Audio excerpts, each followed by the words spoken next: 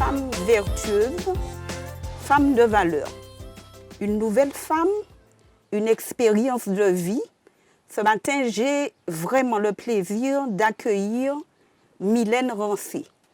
Alors Mylène, une question qui revient toujours dans notre émission, tu ne vas pas y échapper. Qui étais-tu, petite fille? Parle-nous de toi. Bonjour Nadège. Alors, Mylène Rancé de Grand-Rivière. Alors, qui j'étais? Une petite fille active, voilà. Toujours active, jamais curieuse, très curieuse. Et je ne laissais rien, jusqu'à maintenant, je ne laisse rien passer. Je veux être dans l'actualité, je veux savoir ce qui se passe, je veux être au courant de tout. Voilà. Parlons un peu de la fratrie, de la famille, combien de frères, de sœurs, la relation avec papa, avec maman. Alors, je suis née dans une famille de 6 enfants. J'ai 5 frères et je suis la seule fille. Et dans cette famille, j'ai eu des frères qui étaient très protecteurs, très protecteurs, et qui m'entouraient, qui m'encadraient, qui jusqu'à maintenant sont toujours présents dans ma vie. Voilà. Toujours. Donc une petite fille bien entourée, tout à fait, bien active, qui veut être au cœur de toutes choses au sein de la famille. Parle-nous des valeurs qui prédominaient dans la famille. Est-ce que tu peux nous en citer 3-4 valeurs qui étaient donc importantes pour ta famille, pour tes parents et avec lesquelles donc tu as grandi? Tout à fait. Alors, j'ai eu une mère qui est très présente dans l'éducation des enfants et l'éducation a été la première chose pour ma mère. J'ai eu un père gentil, tranquille, qui est là, qui ne se montre pas trop. Mais j'ai eu une mère qui est très active et aussi elle a été très dure dans l'éducation pour que nous puissions être les premiers, non les derniers. D'accord. Quels étaient tes rêves de petite fille? Je sais qu'on en a toujours. On rêve d'être hôtesse de l'air. Est-ce que vraiment tu as pu réaliser tes rêves, si tu en avais un ou plusieurs? Les rêves, je n'en avais pas. Je ne cherchais pas à avoir de rêves. J'étais curieuse. Et quand on est curieuse, on ne cherche pas le lendemain. On vit avec le présent. Et je n'ai jamais cherché à savoir ce que j'ai envie de faire après, ce que je n'ai pas envie de faire après. Je fonctionnais avec le présent. Voilà. Tout ce qui était aujourd'hui, je fonctionnais avec. Avec l'instant présent. Avec l'instant présent. Voilà. Mais professionnellement, tu as dû rêver être telle personne ou faire tel métier. Est-ce que ça t'a habité à un moment?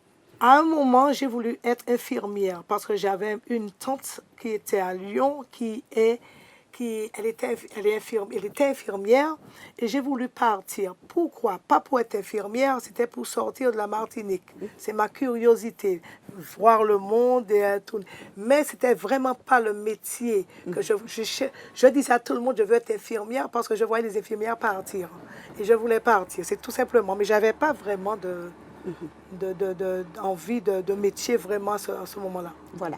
Mylène, est-ce que tu peux nous dire à quel moment a eu lieu ta rencontre avec Jésus? C'est vrai qu'on peut naître dans des familles chrétiennes, mais je crois qu'il y a un moment où chacun d'entre nous, nous vivons quelque chose de personnel, une rencontre, une expérience qui nous permet de rentrer dans notre cheminement avec Dieu. Mon cheminement a été progressif avec Dieu, c'est-à-dire que petit à petit, en grandissant, j'ai appris à mieux connaître Dieu et quand effectivement j'ai eu des responsabilités à l'église, je me suis vraiment impliquée dans toutes les activités de l'église. Je me suis, ça a solidifié un petit peu ça a renforcé mon expérience, en fait tout ce que je vivais avec Dieu jusqu'au moment où j'ai continué à cheminer jusqu'à maintenant. Voilà. Mylène, tu as grandi donc à Grand-Rivière, une magnifique commune, hein, tu aimes à le dire. Est-ce que cet environnement a été propice à ton épanouissement, j'ai envie de dire, social et spirituel? Tout à fait, tout à fait. Social, spirituel, oui. Alors, social, je me suis vraiment impliquée. Je suis dans la commune, je travaille, je fonctionne avec cette femme Mylène hein, qui a cette valeur d'entrer dans la commune et puis de donner ce que j'ai reçu comme éducation, parce que j'ai reçu une éducation qui me disait toujours de faire en sorte que tout le monde puisse déjà ne pas avoir à trouver, ni te critiquer, à dire des choses, mais aussi à trouver, à dire que tu es celle qui fait avancer la commune, celle qui apporte pour la commune, et par là même pour l'Église, parce que l'Église et la commune, en fait, depuis un moment, je travaillais pour que entre l'Église et la commune, que ça puisse faire un. C'est-à-dire que quand il y a quelque chose dans la commune, j'étais prête à travailler. Il y a beaucoup d'exemples. Il y a la fête des mères, il y a tout ce que la commune... et j'étais même dans des commissions de la commune pour pouvoir, quand il y avait des réunions, pour être là, pour pouvoir apporter aussi ma touche et dire... qu'est-ce que nous aurions faire à Grand-Rivière, parce qu'une femme doit être toujours c'est-à-dire que dire que nous, dans l'Église, nous avons notre part aussi dans la commune. Et ça a toujours été, et chaque fois qu'il y a quelque chose dans la commune, on fait appel à nous. Je suis là pour représenter, pour dire et pour faire avancer. Voilà. Donc, une vie d'église active, une vie de femme active dans ta commune, cherchant toujours à partager, à faire le bien.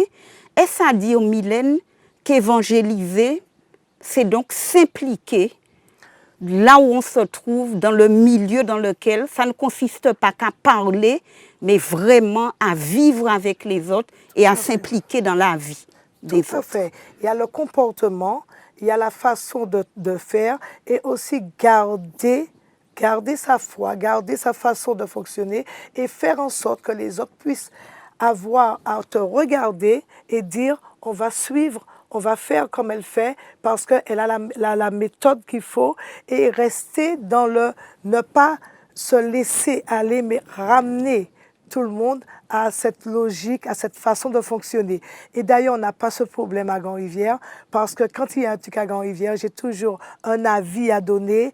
J'ai toujours... et d'ailleurs, c'est pour ça que Grand-Rivière, on n'a pas de problème pour avoir à planifier des choses parce qu'on le planifie par rapport à nous. Voilà. C'est Donc, toujours, oui. bienveillance, sagesse, Tout à fait. humilité, Tout à fait. une vie donc active là, qui s'implique dans la vie même de la commune et comment ne pas parler au cœur des hommes et des femmes de cette commune.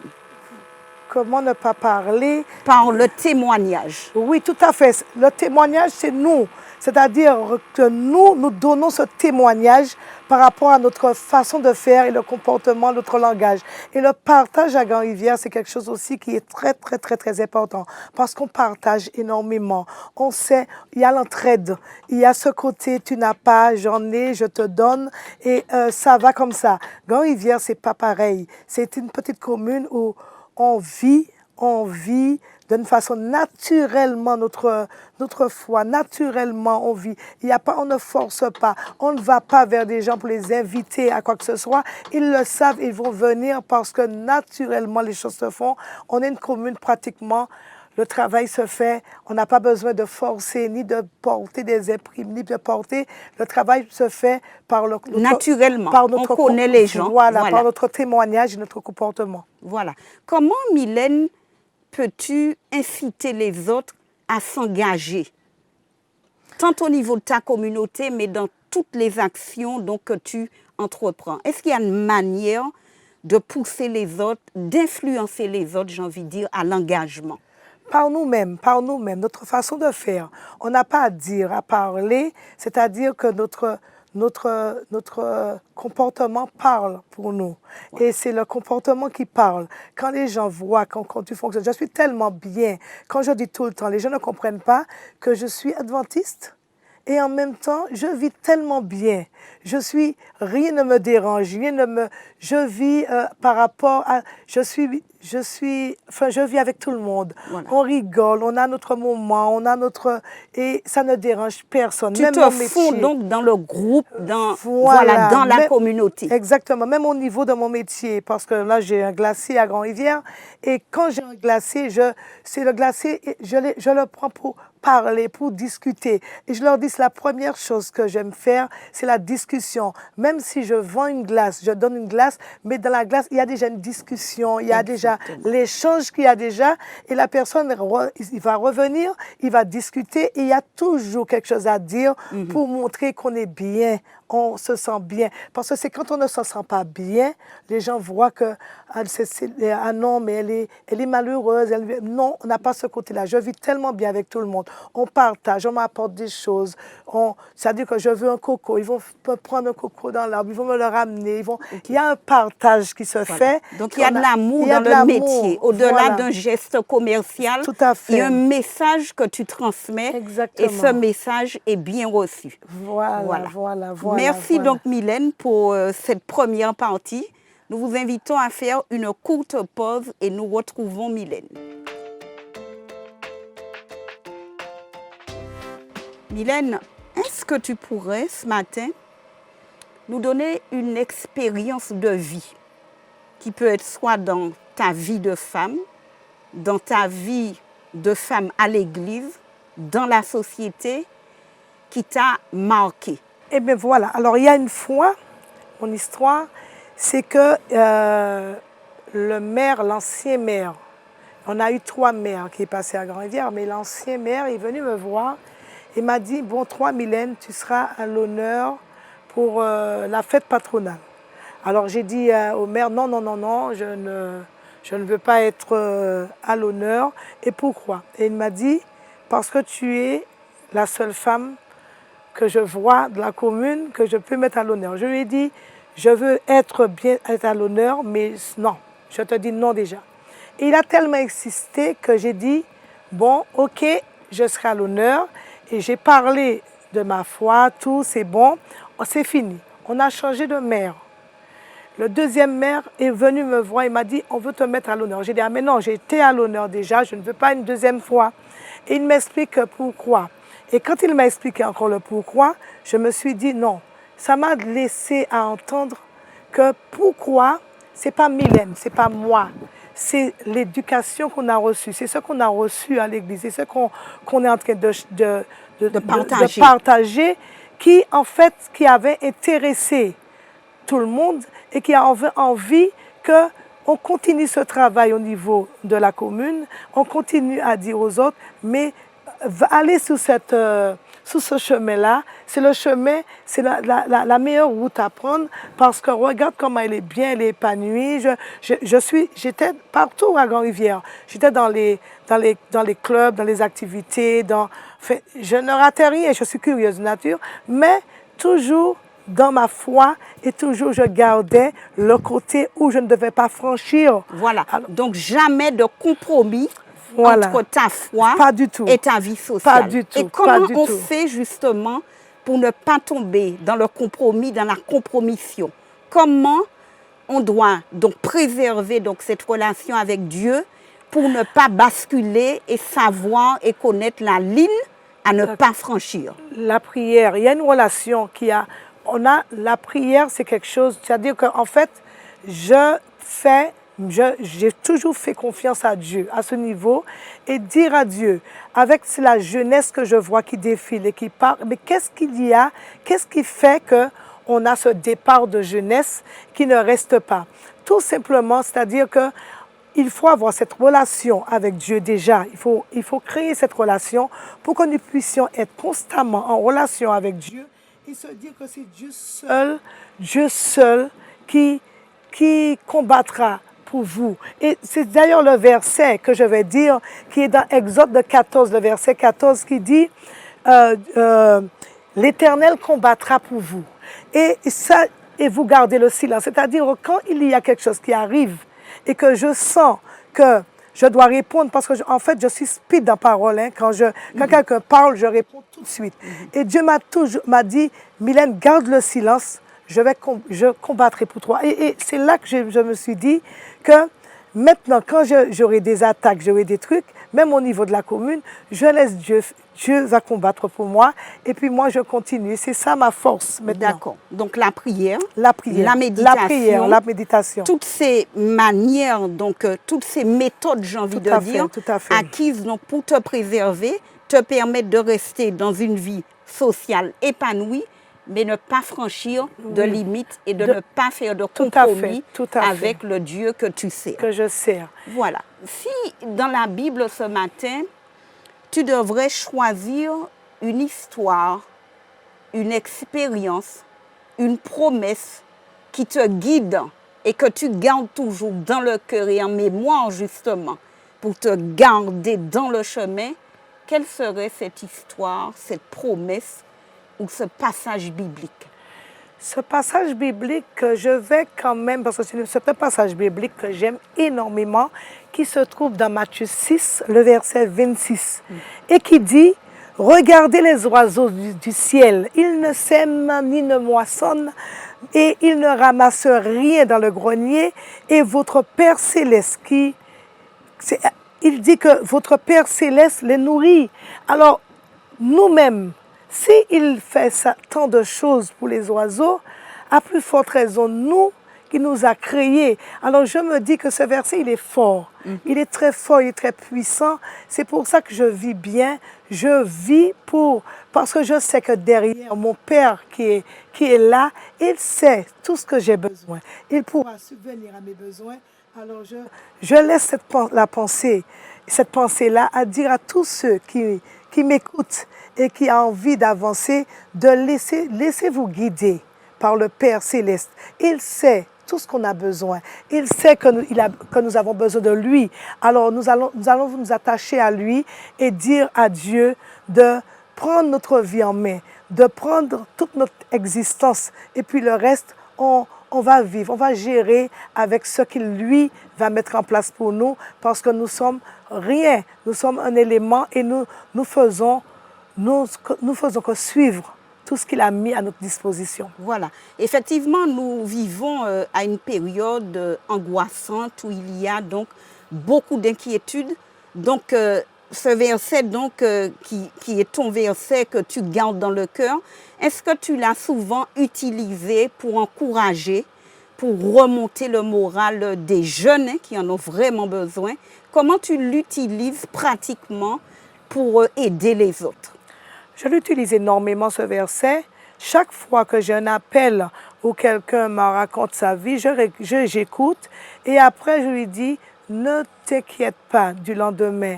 Ne regarde pas ce que tu... Encore hier, je disais, ne vous inquiétez pas pour la retraite. Laissez, Dieu prendra soin de vous. Parce que on se bat toujours pour le lendemain. Pour est-ce qu'on aura de quoi manger, de quoi boire. Moi, je ne me soucie pas. Et je leur dis, regardez, vous pensez que je n'ai pas envie demain avoir une retraite, avoir un truc, mais je laisse Dieu s'occuper de ce côté-là. Moi, mon côté, c'est aujourd'hui. Je veux savoir qu'est-ce que j'ai à faire ce matin pour Dieu, qu'est-ce que Dieu me demande aujourd'hui. Et moi, je reste sous le aujourd'hui et demain, je le laisse pour Dieu. Voilà. Et c'est toujours ce que je dis à tout le monde. Mylène, tu as parlé des enfants, tu as parlé des jeunes. Quelle relation tu entretiens avec la jeunesse, pas uniquement dans ton église, mais quel message d'encouragement tu as pour eux et comment tu les vois aujourd'hui? Cette jeunesse, je vais parler de la jeunesse de riveraine, de Grand-Rivière, parce que je ne côtoie pas les autres jeunesses, plus que Grand-Rivière. Alors, pour ceux qui me connaissent à Grand-Rivière, pour ceux qui savent qui je suis à Grand-Rivière, j'ai toute une jeunesse qui m'appelle que Tati. Tout le monde, c'est Tati. C'est Tati Mylène, Tati Mylène, Tati Mylène. Pourquoi Tati Mylène? Parce que je parle énormément à la jeunesse. J'ai un contact avec les jeunes et tout ce que je fais, c'est avec les jeunes. Et les jeunes qui qu'ils arrivent vers moi, ils vont me poser des questions, ils vont me demander quelque chose. Je suis là, je suis toujours là pour avoir un retour, ne pas les laisser partir. Même un jeune qui boit, même un jeune qui fume, même un jeune, j'ai toujours ce côté, aller les voir, les discuter avec eux, les mettre s'asseoir à côté de moi et leur donner déjà ce qu'ils ont besoin et ensuite les écouter. La jeunesse à Grand-Rivière, je n'ai pas de soucis. Je n'ai pas de problème. La seule chose, c'est de les entourer, de rester à leur côté et de connaître un petit peu les besoins. Pas leur faire de leçons, ni de leur faire des trucs, mais juste leur dire exactement ce que Dieu attend d'eux. Tu es un garçon formidable, tu es beau, tu as tout ce qu'il faut. Dieu est fier de toi. La seule chose qui te manque, c'est ce que tu fais là. Dieu attend ce travail-là, l'effort. Fais-le et puis quand tu as fait l'effort, reviens me voir. Comme ça, je vais prier. En fait, c'est un travail avec amour, et c'est ce côté-là que je n'ai pas de souci. Qui est naturel, qui n'est pas surjoué. Pas du tout, qui est naturel. Je vais me réveiller parce que j'habite en face de la place des fêtes à Grand-Rivière et je sais tout ce qui se passe. Quand les jeunes viennent à minuit, à 1h du matin, ils vont faire du bruit, je vais me réveiller, je vais leur faire un petit coucou à 1h du matin, ils vont arrêter. Parce que Mylène s'est réveillée, elle a fait un coucou, c'est-à-dire que arrêtez. Et demain, je vais discuter avec eux. Je ne vais pas les agresser. Je vais pas appeler la gendarmerie. Je vais pas. En fait, il y a une relation qui est naturelle et que je garde cela avec les jeunes et que je n'ai pas de souci à ce niveau-là. Voilà. Mylène, si je résume l'échange qu'on a depuis le début, est-ce que tu me permettras de dire aimer les gens? Aimer les gens. L'amour, c'est le meilleur moyen de les aider, de les faire entrer dans un épanouissement et pourquoi pas, on peut le dire, de partager notre foi. Voilà, le partage aussi. L'amour et le partage. En fait, c'est les deux formes. C'est-à-dire qu'il n'y a pas seulement l'amour, mais il y a le partage. Et quand tu partages ce que tu as, quand tu partages ta foi, quand tu partages ta façon de vivre, quand tu partages quand tu partages tes biens, quand tu partages tout ce que tu as, moi je suis à Grand-Rivière, je vais plus donner que je vais chercher. L'argent n'est pas la première, je leur dis toujours ça. On me dit mais comment tu vas faire pour vivre? Je dis c'est pas Dieu pourvoira à mes besoins. Du moment que tu as, le partage amène à l'amour.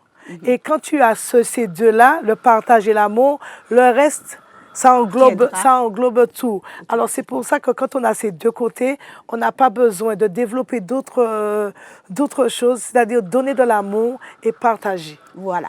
Vous conviendrez donc avec moi qu'elle est une femme vertueuse, une femme de valeur. Nous avons donc accueilli aujourd'hui avec tant de bonheur Mylène Rancé de Grand-Rivière. Je crois qu'elle aime beaucoup sa commune et elle en parle. Peut-être que vous seriez la prochaine femme vertueuse, femme de valeur que nous allons accueillir. En tout cas, merci d'avoir partagé ce moment avec nous. Merci Nadège, merci. Merci Mylène et à très bientôt. À très bientôt.